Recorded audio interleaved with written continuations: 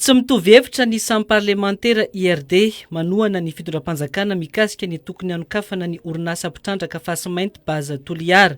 Ny andro nametrahana samboady azy ireo ny 12 febroary lasa teo no nitaky ny hanokafana ny Baza Toliara ny loholona voafidy tao amin'ny faritany ny Toliara Iongobelo Jean Marcel. Tsika raha mandeha tsika ohatra ny any Kenya, inona ny mampandroso an'zareo? Arena ty bony tany. Tsy hatory amboniny eo tsika. Hoe mitovy aminao mangetaheta ambony lakana. Io ny harena, io dolo ny vato sarobidy, ny volamena aty amintsika aty nefa matory tsika ny Fasy-mainty. Miezaka fotsiny teknisianiny zay ataotsika hoe tena hampandroso atsika io. Satria ny tany misy grande mine tsy maintsy mandroso. Satria ny retombé tsy hoan'ny Baza Toliara akory fa hoan'ny Toliara manontolo sy ny faritra rehetrarehetra. Hitatsika Ambatovy, firy ny devise ampidirina Ambatovy. Tsika cimetière de projet foana hatram'izay ka hatram'izao.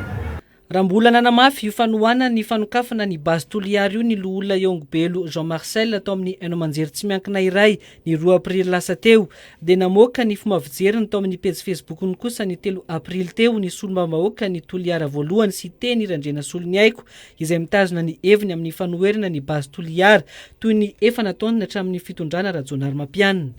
Raha misy zavatra hamonan'ny Toliara ary hampitaraina ny taranaka ho avy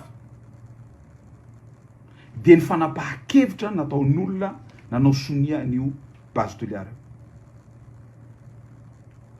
Nanao sonia an'io Baza Toliara. Zay nanao sonia an'iny sahala amin'olo namotika mampoaka bomba ao a-Toliara. Mampoaka bomba ao a-Toliara. Ary raha mbô velo sy teny. Sy hanaika an'izany. Ny 12 aprily teo dia ny firaisamonim-pirenena avy amin'ny CRADOI na ny Centre de recherche et d'appui pour les alternatives de développement Océan Indien no namoaka fanambarana ny laza ny fahatairany amin'ny fankatoavan'ny loholona ny fametrahana ny Baza Toliara.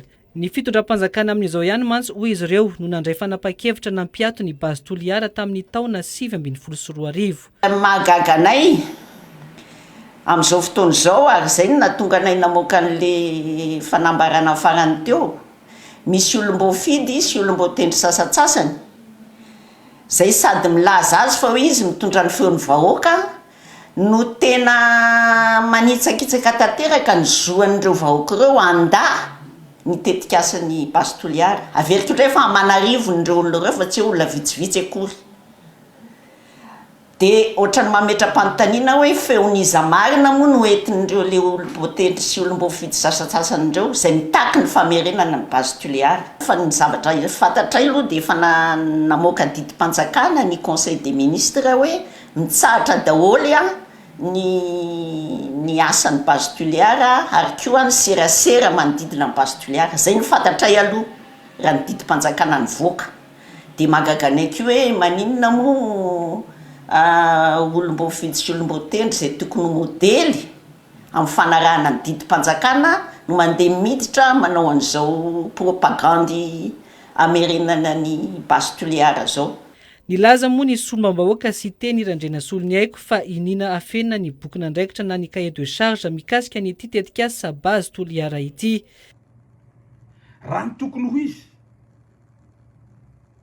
ny olom-boatendry rehetra na ny olom-boafidy indrindrandrindra fa ny maire tokony hanana cahier de charge. Tadidiko tsara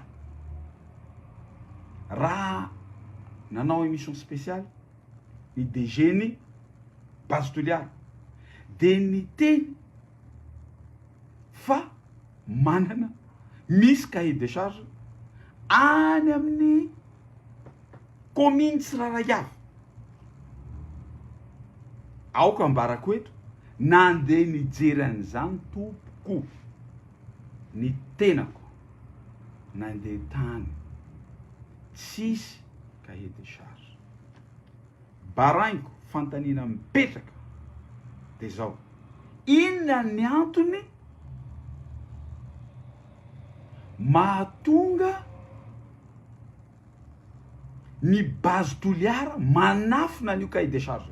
Ho an'ny firaisamonim-pirenena dia efa nitsakitsahana ny zoma olona sy fanombana ny tontolo iainana ny fankatoavana ny fametrahana ny basy toliara hitrandraka fasimainty any an-toerana. 450 hectara zay ny velaran'ny ala oropahana raha ohatra ka mandeha io tetikasa fitrandrahana io.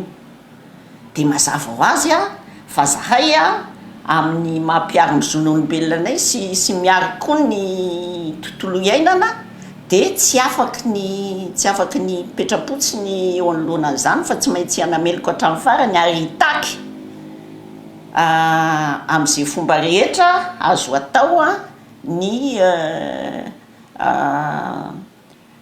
fanapahan-kevitry ny fitondram-panjakana ampitsahatra tanteraka io tetikasa io fa sady miteraka disadisy eo amin'ny fiarahamonina, miteraka fizarazarana eo anivon'ny olona samihafa sy ny vondron'olona any amin'ny faritry toliara iny ary koa fantatra fa tsy mety intsony zany tetikasa andripaka ny tontolo iainana sy voamaika hanamafy ny loza avy amin'ny fiovavan'ny toetrandro amin'izao fotoana izao. Isan'ireo mitsipaka ny anokafana ny basy toliara ihany koa ny avy amin'ny antoko otrikafo Eliarabe vahiny izay mitaky fifampiarana amin'ny zanaka toliara amin'ny fanapa-kevitra izay horaisina mahakasika ity tetikasa ity.